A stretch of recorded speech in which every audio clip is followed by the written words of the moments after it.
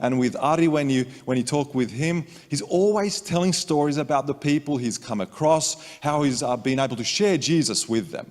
So whatever he will be sharing with us today, I can be pretty confident that what he will be sharing will be something that he actually lives out. So it will come with that kind of authority.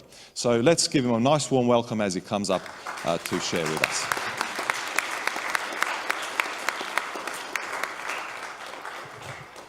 Thank you, sir.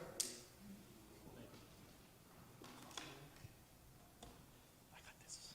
You got that? Good. Am I on? Can you hear me? Awesome.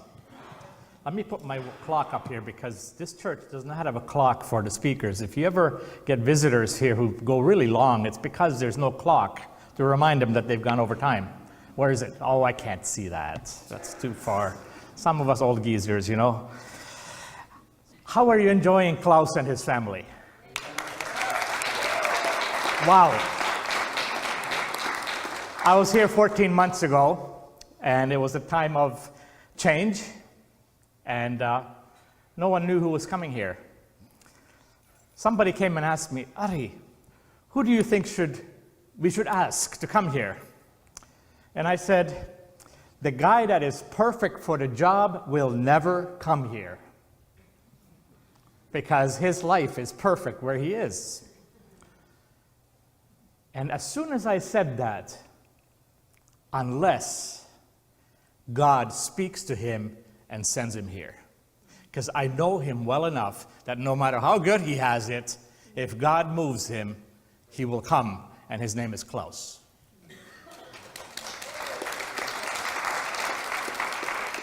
I am so excited for this church that he's here, because I know him so well, probably better than any of my friends currently.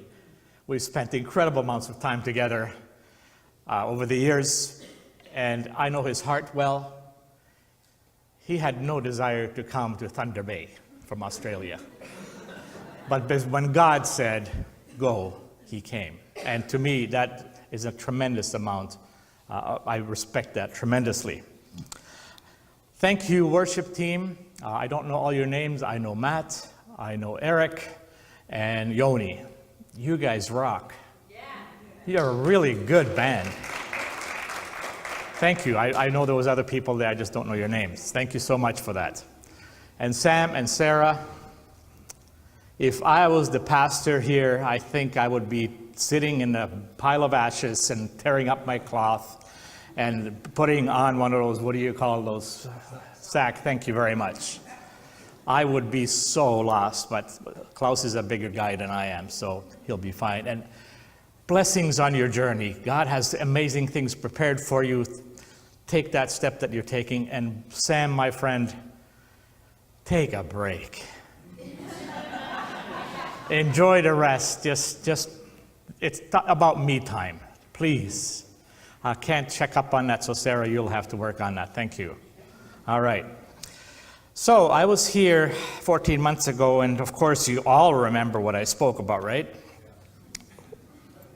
Well, I hope to get it up on the screen. Could I have the first slide? Kingdom mindset. Somebody remembers, right?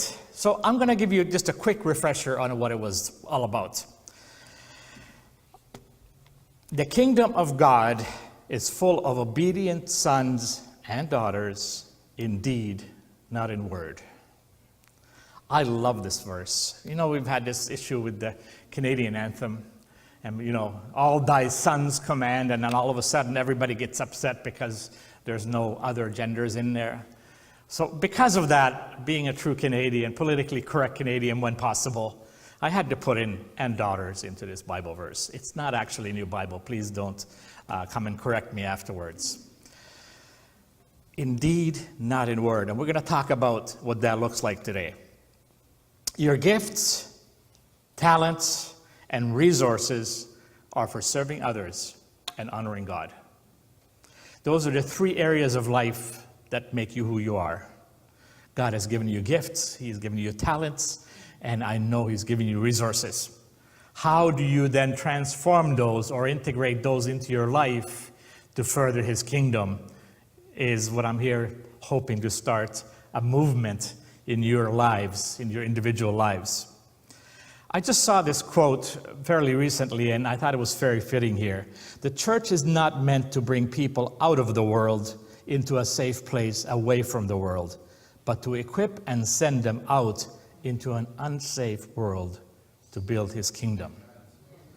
The unsafe world is not only the Muslim world, where I am busy sending as many people as I can in my short lifetime. The unsafe world is right here in Thunder Bay as well. You are not welcomed with open arms with the wonderful message of Jesus. You're not going to be most people's heroes for doing that. I saw this just yesterday, and I think this is beautifully said.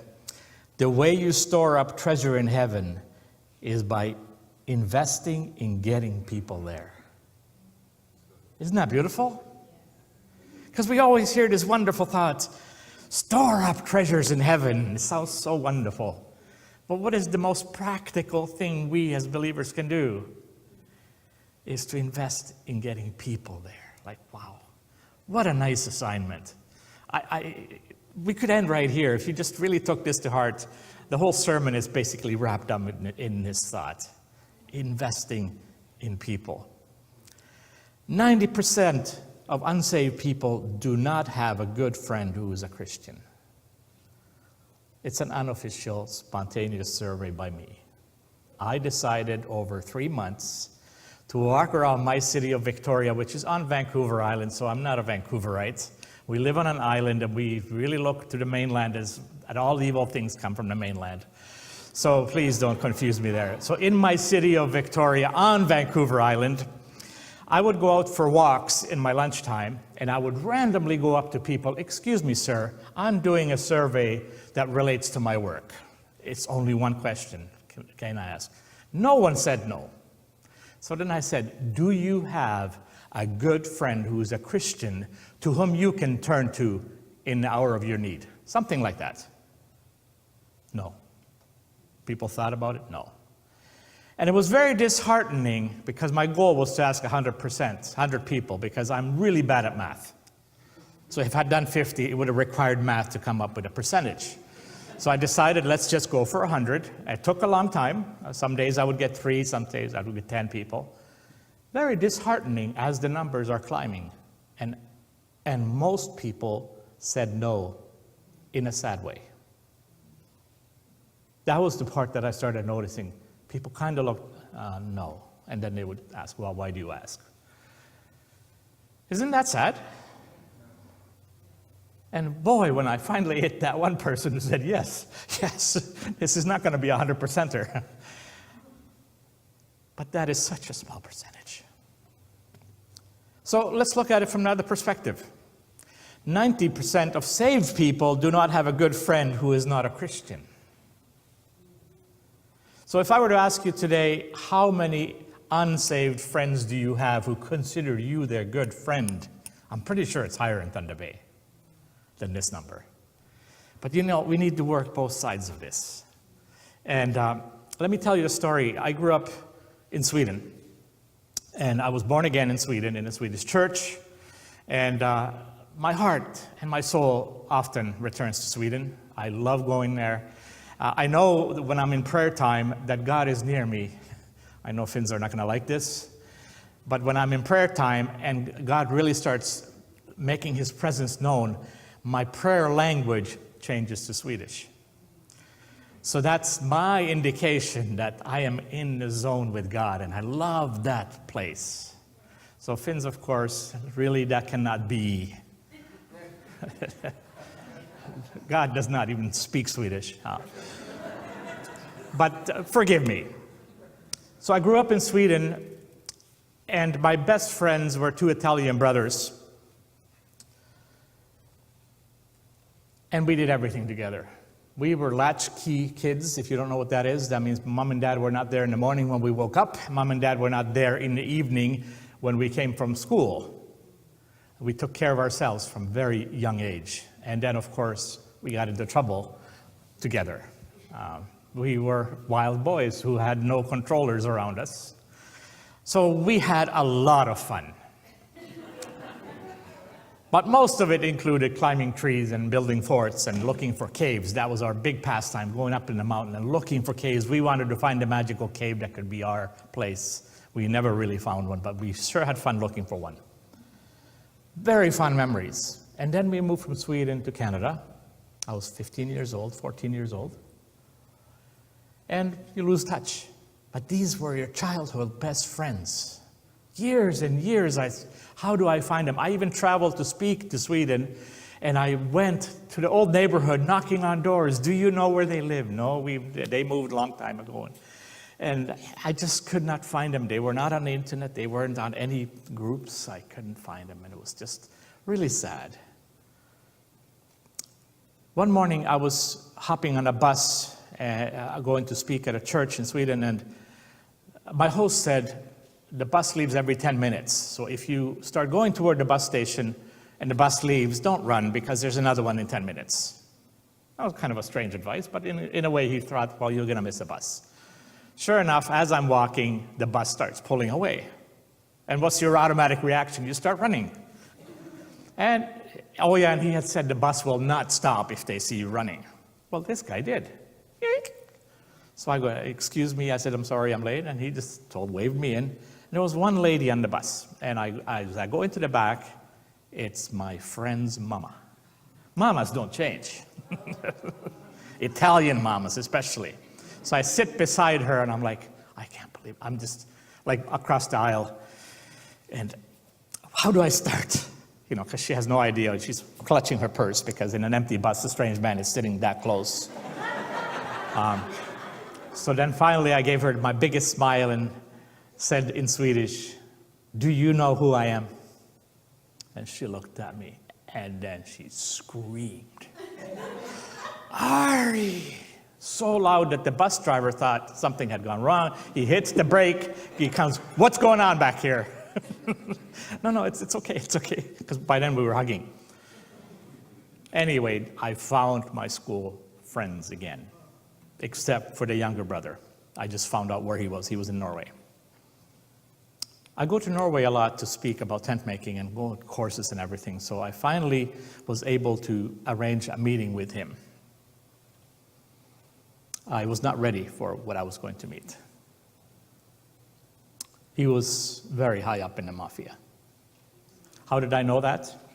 I'll give you a few hints if your friend has gone into the mafia.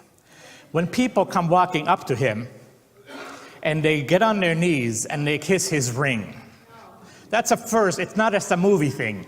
It's a thing. When people come up to him with wads of money in envelopes and quickly give it to him and run, and he looks at them and motions for them to go away, I knew something was really different about my childhood friend. So I ended up spending the day with him and watched all these events, and I'm thinking, am I in danger here? Like, something could go wrong anytime. I've seen too many Godfather movies. And I tried to share my faith with him. He was very open to hearing about it. He didn't shut me down. And I said to him, you need to come to Canada and visit me. And you're the brother, and we'll have some good times together. So then I left. 6 months later, I get an email from his brother. I was visiting my brother. He's in a addiction center. He's really ill. And he's asking for you. I says, I'm coming to Norway in 2 weeks. Of course I will go see him. It's in Oslo. I'm coming to Oslo. And in the email it clearly said, you are the only believing friend he knows. Going back to this, 90% of believers Christians do not have a friend. All his life, he has one friend whom he can trust to bring him the gospel message. And I said, I'm going to be there in 2 weeks. This is awesome. This is perfect, God's timing. And just to be sure, I let all my Norwegian friends know, is there anyone who can immediately go to this center to talk to my friend about Jesus? He's calling out. And one Norwegian fellow said, I am on a flight. I'm in somewhere halfway around the world. As soon as I get off that airplane, I'm going to see him. I didn't even know this guy. He had just appeared from nowhere. He was the head of navigators. And I said, awesome. Next email, your friend is dead.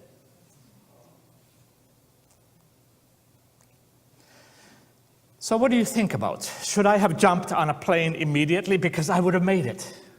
If I had truly jumped on a plane when I got that email, I did the math, I would have made it. He was calling for his trusted friend to come and tell him about Jesus, because he knew life as he knew it was over. And his friend said, well, 2 weeks is good. I'm not blaming myself, because you can't second guess these things. Flights are expensive. And somebody was going there, and they didn't make it in time. I went into a very dark period in my personal walk with the Lord after that. It was really hard to continue being the happy person who loves to share Jesus with everybody he meets when I kept looking back at this failure, right?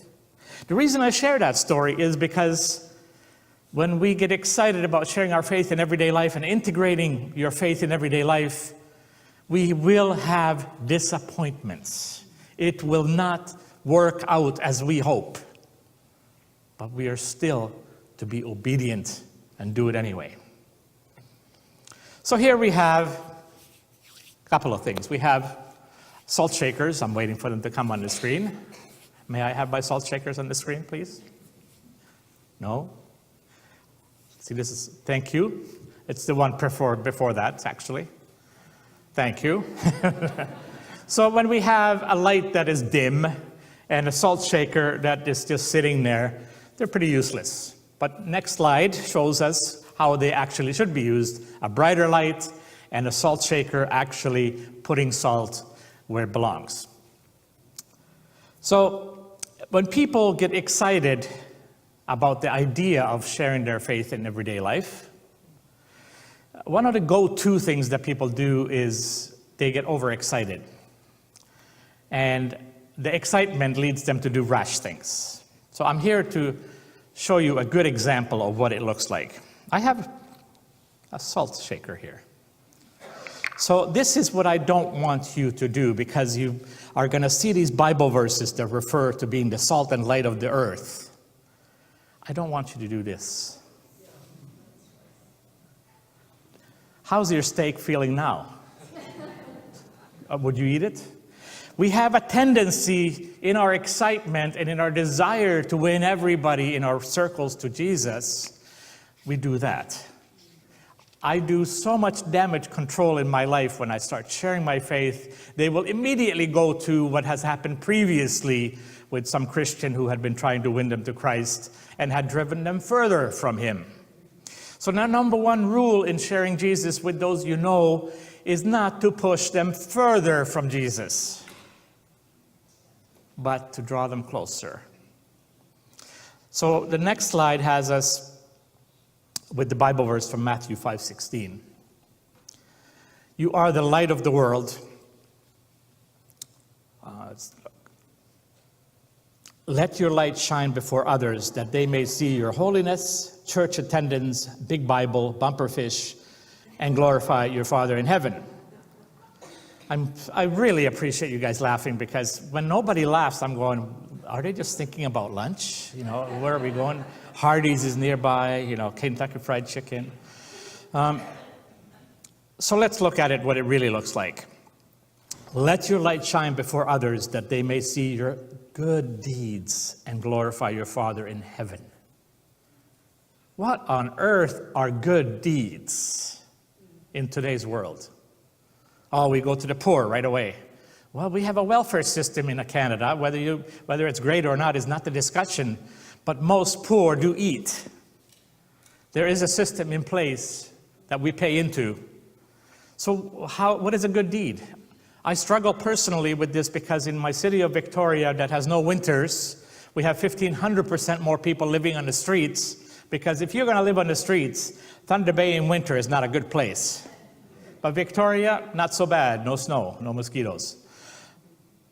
So we have so many of them. Every time I go downtown, and I love my downtown, it's a great place for prayer walks, I see these people, and I don't know how to help them. I don't know what my good deed is.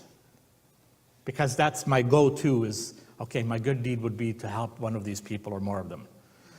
So I've been struggling with what is a good deed for me. So I want you to think, what are good deeds that you can do? When I was here last time, somebody might remember that every day I walked by this tiny little stretch of street where everybody had thrown their garbage over the winter. It was spring, so there were garbage bags in this cute little beautiful street in the forest. And it looked really bad because after the snow is gone, it reveals all the dirt and all the garbage. And as I noticed that, I felt God saying, well, since it bothers you, why don't you do something about it? So I would walk to Sweet G's restaurant. If anybody's ever been there, fantastic restaurant in Thunder Bay. Love that place. I would ask them, may I pick up the garbage and dump it in your dumpster? And they said, sure. So during that few weeks that I was here, I cleaned up that whole block because I would always pick up a few bags of garbage. And we drove by it yesterday with Klaus, and I just quickly saw it. It was still looking clean. Now, who's getting glory from that? Nobody knew who I was. Some people saw me picking it up. They're thinking, what kind of loser is he, picking up somebody else's garbage? But you know, every time I picked up a few bags, I felt the pleasure of God. He was pleased. Was that a good deed? Absolutely. So I don't want you to become the garbage man of Thunder Bay.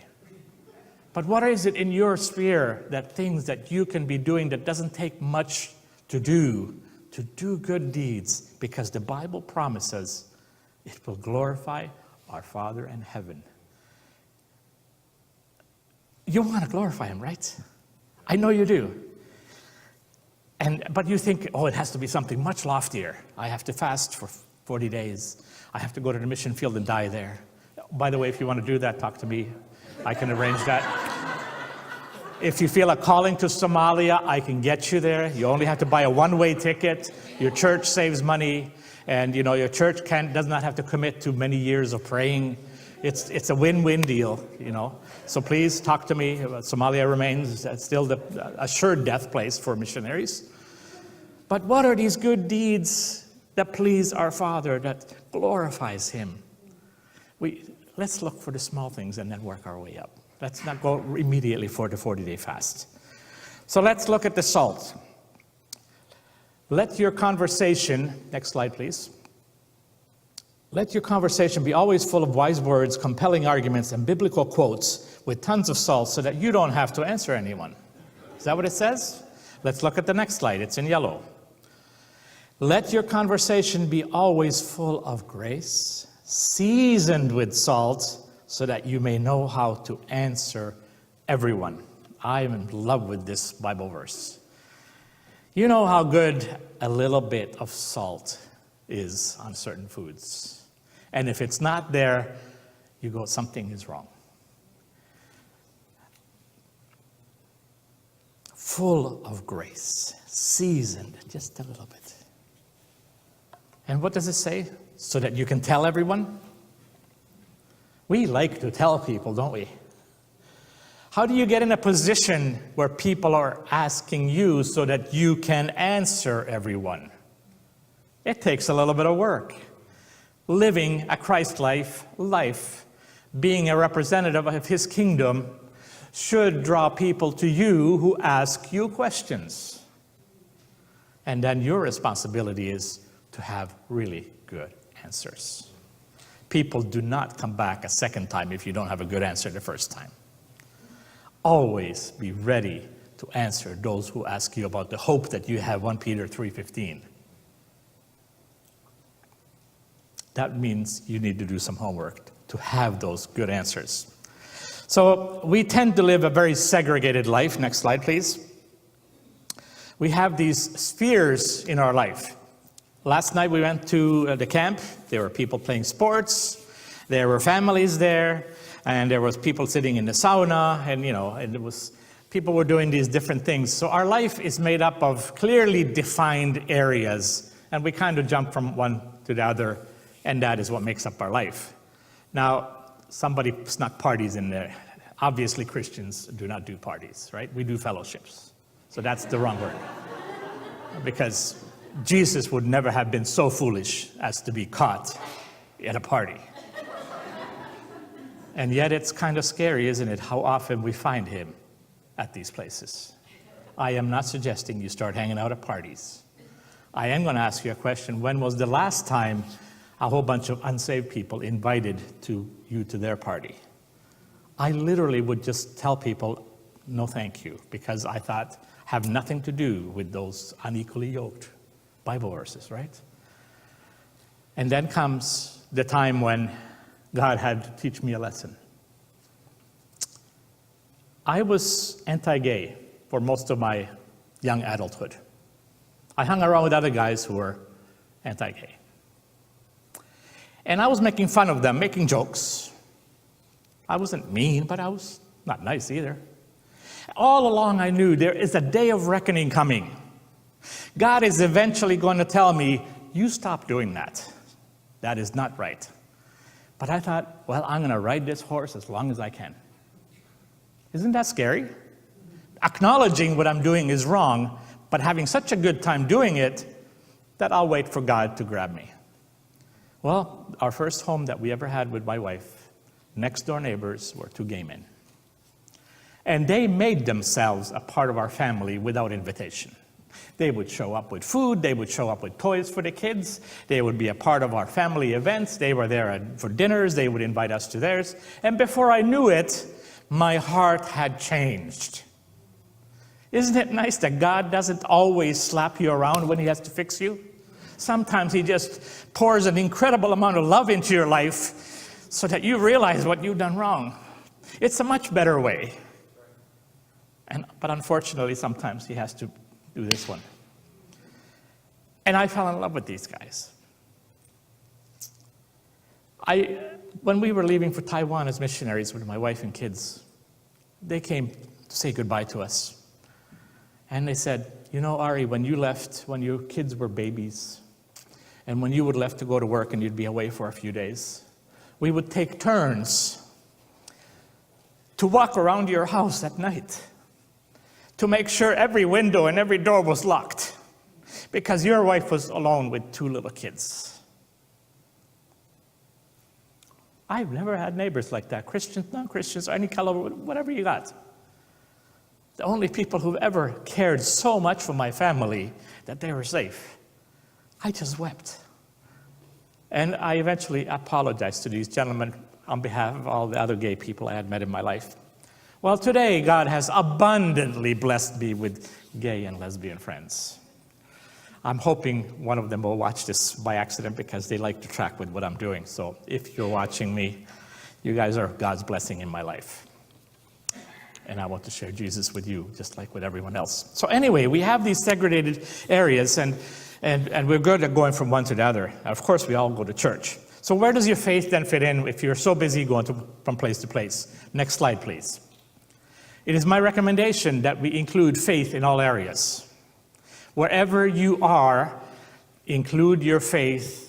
And notice how the circle does not overwhelm. It kind of just touches on those areas. Again, we're not throwing salt out by the bucketful. We are being Christ's representative while enjoying sports. Yesterday we had the opportunity to go watch Timo with his model airplanes.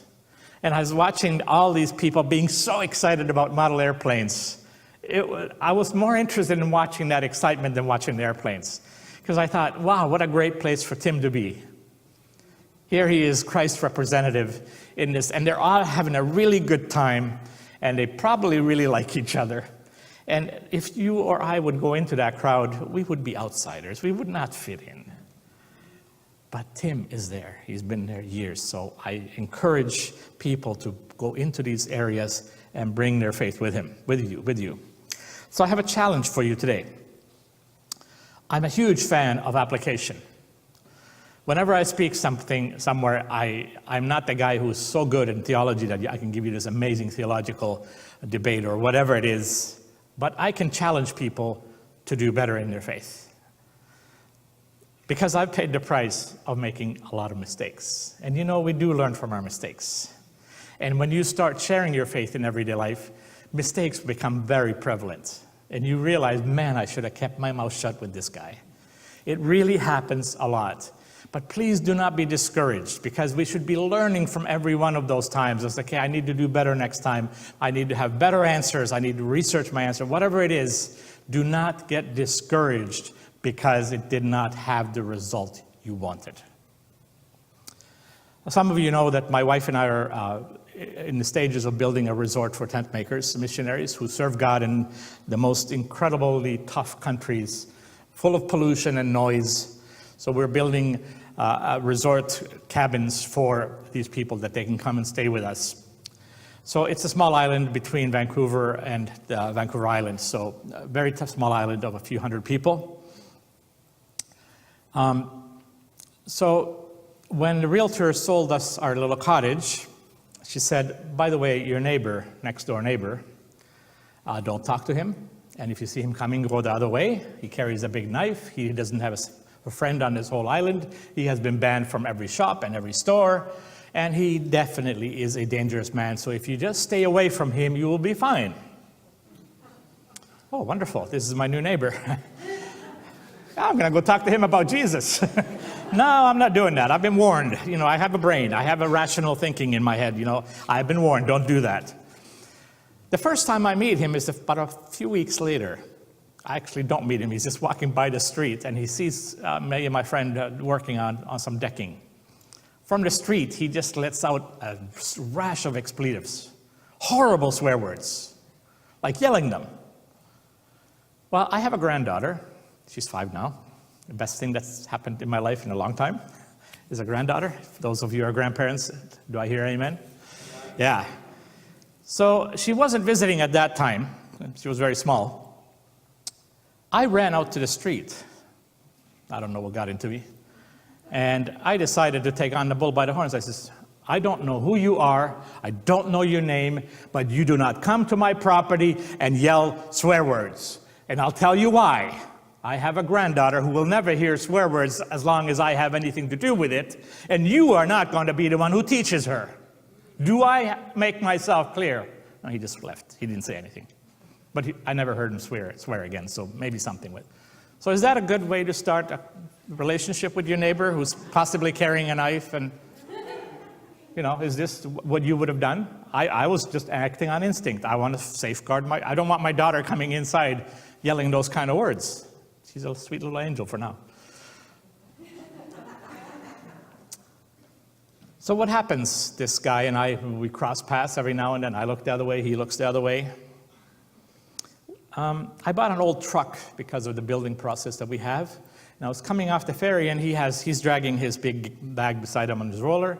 That's about 800 meters to his house. And I just instinctively said, throw your bag in the back of the truck, I'll give you a ride home, that looks heavy. And he looks at me, he says, no. I goes, yes, that bag looks really heavy, throw it in the back. And he gets in my truck and he throws his bag in. And he gets really excited about the stereo in my truck. I hadn't noticed. I bought an old truck. The stereo was the last thing I cared about. He says, that's a $1,500 stereo. It is? Well, it did sound good. Anyway, so that's the whole conversation. I bring him to his house, I help him lift his thing, and that was it. Then he needed help. And he came to my house and he says, can you help me? Yes, absolutely. And I went and helped him fill his tire.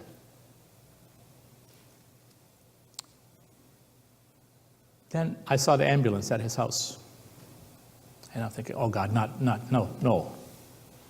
You know, the right things are happening. Not now. And well, he didn't die.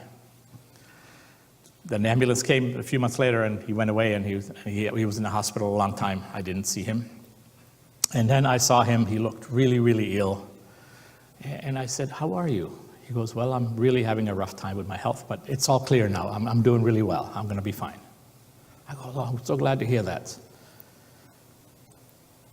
So the first time ever I saw him on the ferry ride is 1 hour. I saw him on the ferry, and I went and sat beside him, which nobody did. He always sat by himself, for obvious reasons. And I sat with him, and he was a little bit surprised, and we had a wonderful talk, and he looked really sick. And I said, where are you going? He says, well, I'm going to town to do grocery shopping.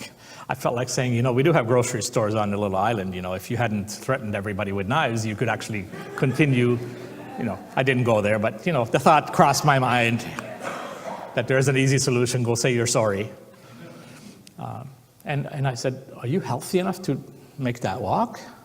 He says, well, I'll find out. So as we went down to the car deck waiting to walk off the ferry, I didn't have my car, so I couldn't give him a ride either. I was taking the bus. I went to the first car in the lineup, and I knocked on the window, and I said, excuse me, could you give my friend a ride to the grocery store? It's about 7 kilometers away. And he said, yeah, of course. And he starts removing stuff from his seat. So I went to my neighbor, and I said, excuse me, that guy over there is going to give you a ride all the way to the grocery store so you don't have to walk. And the look on his face was like, I don't believe this is happening. And he said, why would you do this for me?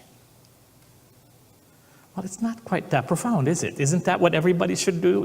Help a guy out who's having a hard time walking. I mean, I'm not being profound here. I'm not doing the greatest deed in the world here.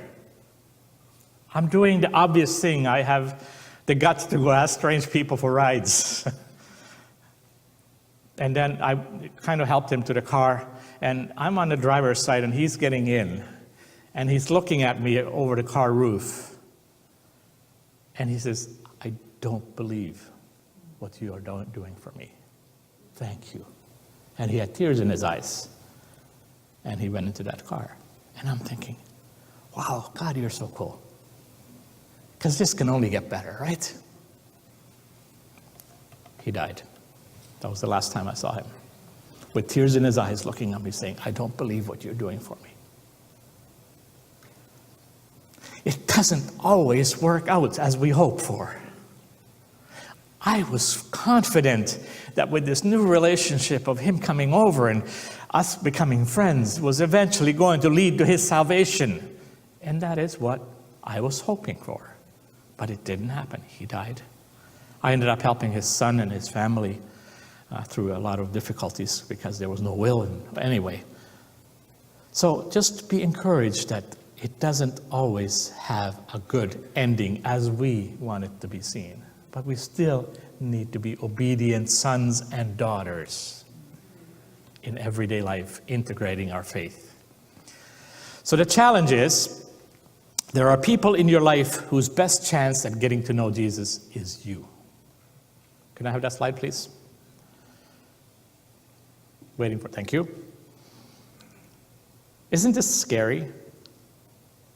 Do you know that there's every one of you sitting here today, there is at least one person in your relatives, in your friendships, in your school buddies from years ago, somewhere there is at least one person to whom you are the best representative of Jesus, that they might actually hear you out in presenting the gospel to them.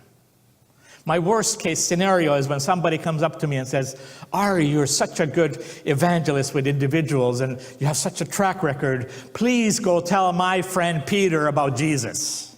Do you see what's wrong with that statement? So if I'm foolish enough that, okay, I'll go look up Peter. Hey, Peter, how you doing? Who are you? I said, well, this guy told me that I should tell you about Jesus. I'm sorry, not interested, bye-bye. Right? Like, what right do I have to show up at Peter's house or his job site? But who is the critical person? My friend Peter. Year-long, it's your responsibility. So I want you really to think prayerfully, who is that person in my life? Jesus left us very few direct orders as he was leaving. One of them was, make disciples. And that's what I'm asking you to do. That's how we actually grow the church automatically. So let's look at the yellow version of this one. And I want you to say it with me. Please read this with me. There are people in my life whose best chance at getting to know Jesus is me. Wow, does that put some responsibility on you? I do this all the time. Who is that person, Lord? Point them out to me. Sometimes they're strangers, but there are still people that I'm finding and looking for, and social media makes it easy to find old friends. So, challenge for next day. If you are interested in the principle of tolerable risk, come and ask me afterwards where I have learned this, because I cannot put it out there in video or public. The principle of tolerable risk takes something that is challenging to you, that has an end goal, which in our case is sharing the price with somebody we know, and dividing it into smaller steps. Because for you to leave from here, go directly to your friend's house, banging on the door saying, you need Jesus, is not the correct way. There are steps involved. God has given us a mind. He's given us reason and rationale. And how many often do you thank God? Thank you, God, for my ability to reason. Only when you lose your ability to reason do you realize how incredibly powerful gift that is from God in our life. We thank Him for health. Thank Him for the ability to reason. So we start at the bottom. We work our way up into the challenge. If God lays a person, or you think of a person in your life, start praying for them. Is that a challenge? Is that hard? If you have struggled with this one, then you're in the wrong room today. One of the most delightful things is, because it is such an easy thing, is, God, thank you for reminding me of my friend from school or from my workplace. I will commit myself to praying for them every day. There is no danger. You're not going to get into any trouble for this. There's only one person who doesn't like it, and that's the enemy. He says, oh, no, I don't like this. This is heading in the wrong direction. It was much better when you weren't praying for your friend.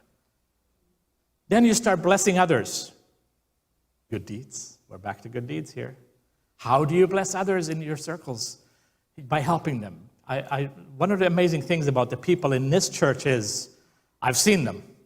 They're ready to help others. I just heard a great story about how Klaus was able to warm up a neighbor who wasn't all that enthused about them living next door to them, simply because one of the people in this church came and helped out with a good deed. I'm hoping they will tell you the story as it progresses. I see good things coming out of this. Bless others. It is not complicated, and people generally do not reject blessings in any way that you're doing them. We don't have time to go into all the different steps that we have. The third step is your life. Proper comments, that you are seen as a defender of the faith in a way that does not turn people off. Let me tell you my favorite story on that. I was working in a hospital when we came back from Taiwan on the midnight shift. There was a really, really amazing Pentecostal nurse woman there who loved me. And she always wanted very loudly to talk about Jesus in front of everybody. Bless her heart. That's her. And I always went, I'm trying to win these people to Jesus. And, they're running when you and I are talking, they run. Because she had one track, and it was Jesus. And as commendable as that may be, it does also chase people away. So one night, 2 in the morning, how hospitals are supposed to be really quiet at night, especially the workers. And there's this long lineup, long hallway, and she sees me from about halfway down, about the back of the church. Ari! And yells out loud, and I'm like, shh. No. And she doesn't react to that in any way. And she yells, I went to a Holy Spirit weekend, and the Holy Spirit slew me down on the floor, and praise, hallelujah, loud. So there's lots of things going wrong here, right? This could have been a private conversation during coffee break with low voices. And of course, from all these rooms, heads are coming, what's going on out here? And I'm like, I don't know who she's talking to. I'm out of here. Bless her heart. Not a whole lot of wisdom, not a whole lot of rational thought going on here. A lot of zeal, a lot of pouring. By the way, there's a cloth here in case you didn't see it. The guy who's vacuuming, Ari, you don't have to vacuum this. I was thinking about you. So it's not about pouring your whole bucket of salt on people. The next one is buy the book. Books are wonderful still, right, Sarah? You love books. I love books. We should all be reading books still. I mean, it's not a bad thing. Have you ever in your life had somebody come to you with extreme excitement You have to read this book. This is the best book ever. And because you trust them and it's so exciting, you're kind of, yeah, give me the book, This is exciting. Then you take the book and you find some downtime and you sit down and I'm going to read this book. And then you read the first quarter. I'm not getting it. Half? Oh, this better have a good ending because I ain't seeing it. Then you get to the end and you go, I will never get that 2 hours back. That was a waste of my time. There was nothing for you in that particular book. I'm pretty sure that's happened to you.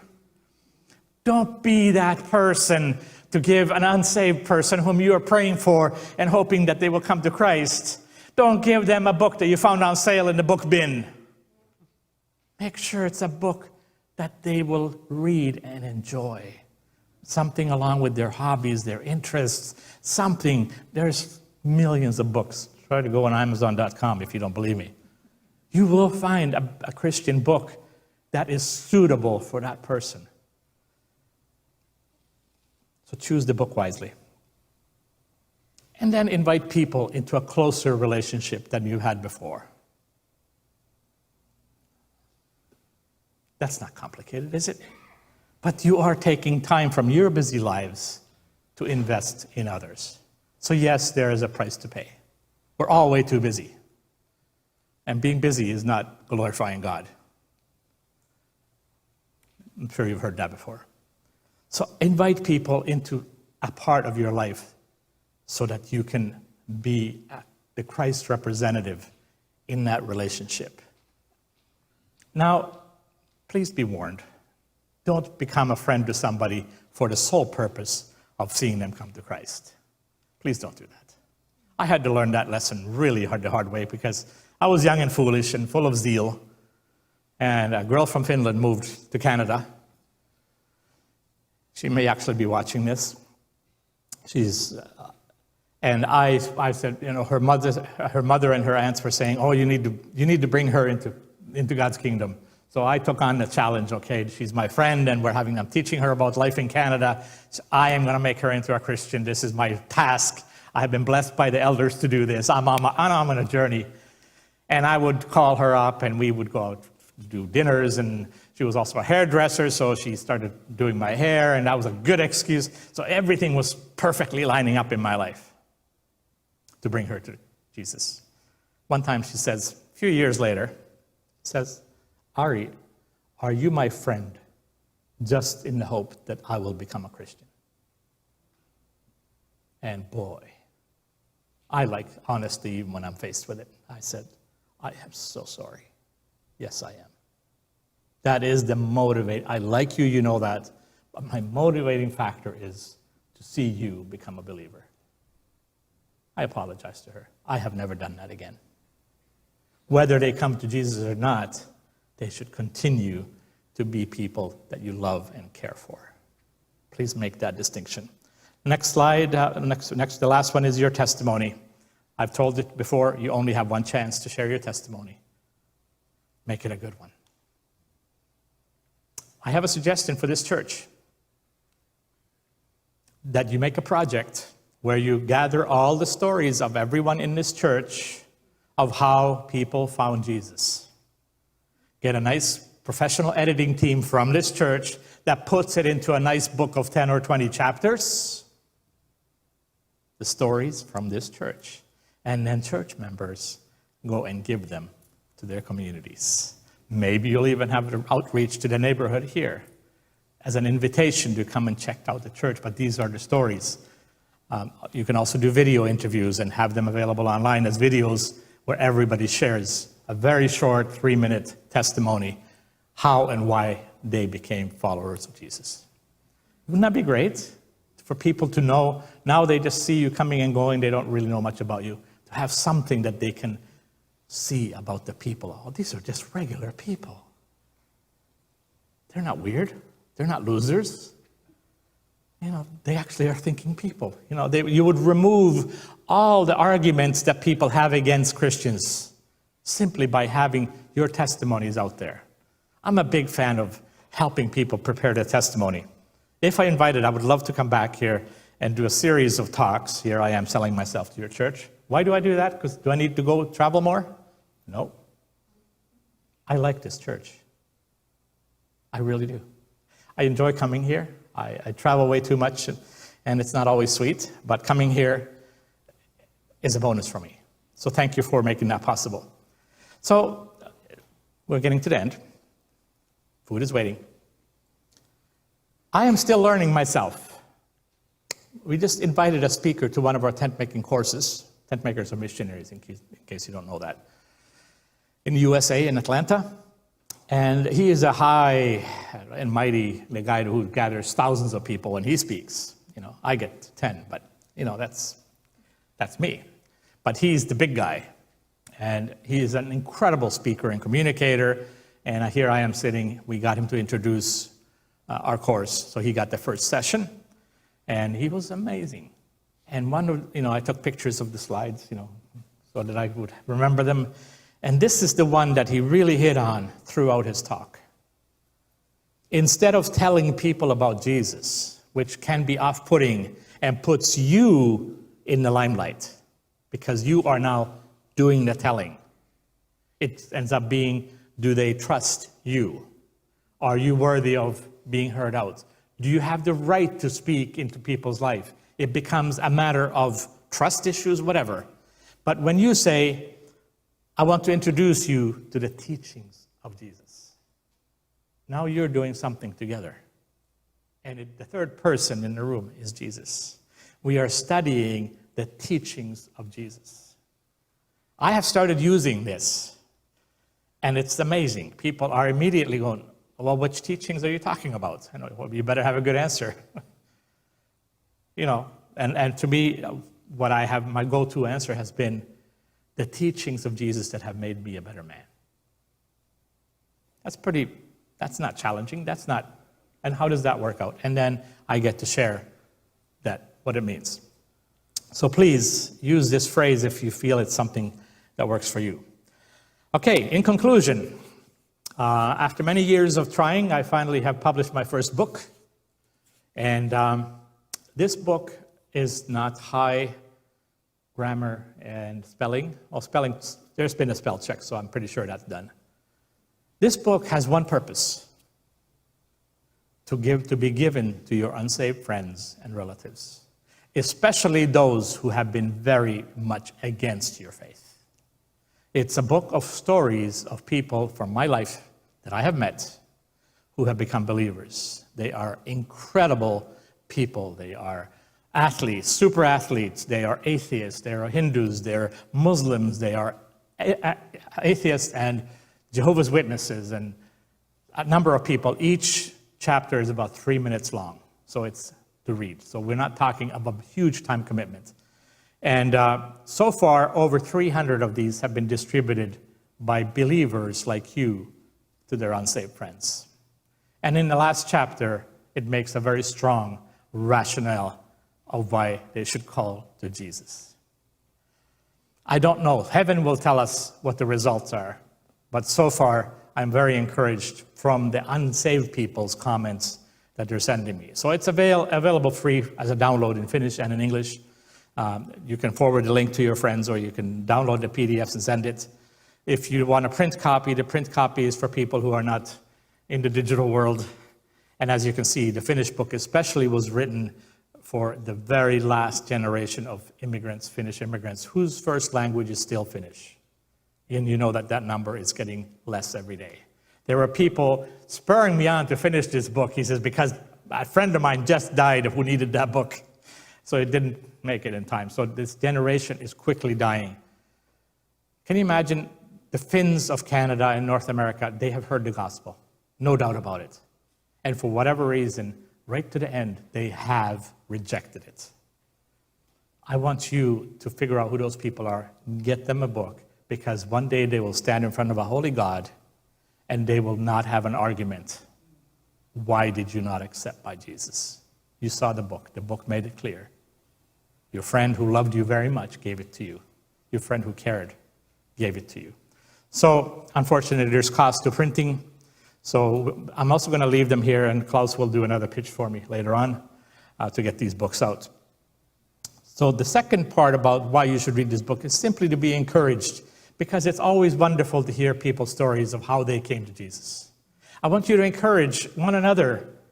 When you have a coffee break or something, tell me how you came to Jesus. Those are exciting stories, people.